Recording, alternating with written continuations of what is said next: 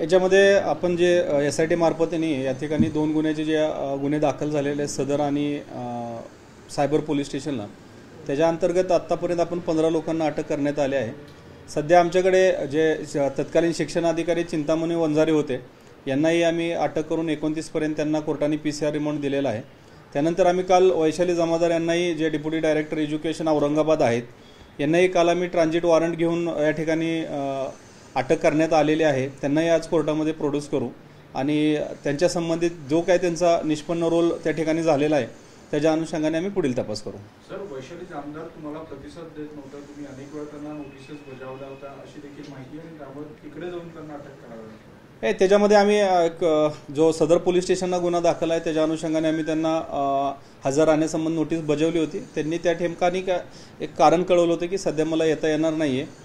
नंतर आम्हाला ज्या सायबरच्या गुन्ह्यामध्ये पुन्हा आम्हाला त्यांचा रोल निष्पन्न झाला, त्यांच्या कार्यकाळात काही शालार्थ ID या ठिकाणी तयार झाल्याचं निष्पन्न झालं आणि म्हणून त्यांना आम्ही काल अटक करण्यात आलेली आहे। कसा त्यांचा रोल कसा होता आणि किती शालार्थ ID साठी किती त्याच्यामध्ये जो काही कालावधी आम्ही 2010 पासून या ठिकाणी आम्हाला जी काही माहिती प्राप्त झाली होती त्या ठिकाणी तत्कालीन त्या ठिकाणचे अधीक्षक पाटील यांनी FIR दाखल केली होती।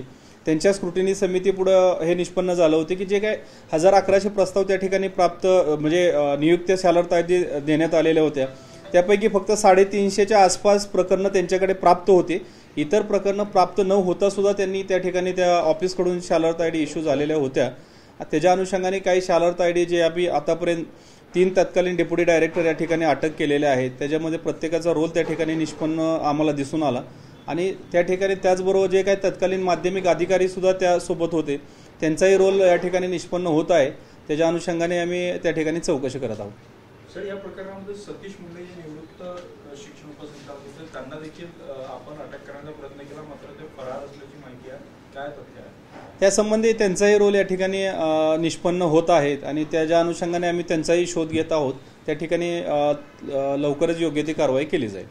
सर, म्हणजे ही शालार्थ ID तयार करण्यासाठीच यांच्या आर्थिक व्यवहार व्हायचा का? म्हणजे तो शिक्षक नोकरीवर असो किंवा नसो, शालार्थ ID क्रिएट केल्यावरच यांना आर्थिक फायदा व्हायचा नाही। शालार्थ ID क्रिएट करणं याने शासकीय नियुक्ती मिळणं, त्यानंतर त्याचे पेमेंट किंवा जे अनुदान मिळणं ह्या गोष्टी पुढं होत होत्या। त्याच्या अनुषंगाने कुठेतरी या ठिकाणी आर्थिक घोटाळा झाल्याचं दिसून येतं। यामध्ये जो क्लरिकल स्टाफ असेल, त्यांचे जे सबऑर्डिनेट असतील, इन्स्पेक्टर असतील किंवा अधीक्षक असतील, या ठिकाणी त्यांचा सहभाग दिसून येतो। एकंदरीत हे प्रकरण पाहिलं तर माध्यमिक शिक्षणाधिकारी, त्यानंतरचा त्यांचा क्लरिकल स्टाफ, त्यानंतर डेप्युटी डायरेक्टर ऑफिस, त्यांचा क्लरिकल स्टाफ, त्यांची पडताळणी जी काही समितीचे अधीक्षक असतील काही ठिकाणचे, तर त्यांचाही रोल या ठिकाणी निष्पन्न होतोय। काही लोकांना हायकोर्टाने आयडेंटिरम दिली आहे, काही लोकांची काल हायकोर्टाने जामीनही फेटाळला आहे। त्याच्या अनुषंगाने आम्ही पुढील कारवाई करत आहोत। सर, आतापर्यंत किती हे शालार्थ ID जे बोगस आहे जे आढळून आलेले आहेत? जो आम्ही आरोपी मंगा म्हणून ज्या ठिकाणी आम्ही अरेस्ट केलेला होता त्याच्या निष्पन्नातून 1000 ते 1200 ID त्यांनी बनवलेले आहेत। त्याच्यामध्ये फक्त 300 ते 350 फक्त प्रकरणं त्यांच्याकडे प्राप्त होते। इतर त्यांनी प्रकरण प्राप्त न होता शालार्थ ID दिल्याचं निष्पन्न होते। त्याच्यामध्ये आणखीन एक महत्त्वाचा रोल आहे, जे पे युनिटचे इन्चार्ज आहेत वाघमारे, ते सध्या फरार आहेत। त्यांचाही रोल मुख्यतः रोल याच्यामध्ये आम्हाला निष्पन्न होत आहे। त्याच्या अनुषंगाने सुद्धा आम्ही त्यांचा तपास करत आहोत। म्हणजे बोगस किती होते म्हणजे याच्यातले नाही, ज्या शालार्थ ID जे त्यांनी हे करायला पाहिजे होतं, पडताळणी समितीकडून प्रकरण स्क्रुटिनी झाल्यानंतरच ते शालार्थ ID दिले जातात, पण ते न होता सुद्धा आतापर्यंत जे नागपूर शहर आणि नागपूर ग्रामीण असे मिळून 623 शालार्थ ID 29 शालार्थ ID आम्हाला माहिती प्राप्त झालेली आहे आणि इतर सुद्धा ज्या डिव्हिजनमध्ये त्याची सुद्धा आम्ही माहिती पुढील तपासात प्राप्त करून घेत आहोत। सर, आतापर्यंत या सगळ्या प्रकारामध्ये नेमका कितीचा घोटाळा म्हणजे कितीचा आर्थिक हे झालं असेल, सरकारचं किती नुकसान झालं असेल काय? नाही, याच्यामध्ये जे काही त्यांनी शालार्थ ID दिली पाहिजे, जी प्रोसिजर केली पाहिजे होती की जे माध्यमिक अधिकाऱ्याकडून हे प्रकरण ज्यावेळेस डेप्युटी डायरेक्टर ऑफिसकडे येते आणि त्यानंतर स्क्रुटिनी समिती झाल्यानंतर त्याला मान्यता देण्यात येते आली, या ठिकाणी हे तपासात हे निष्पन्न येतं की कुठंतरी हे प्रकरण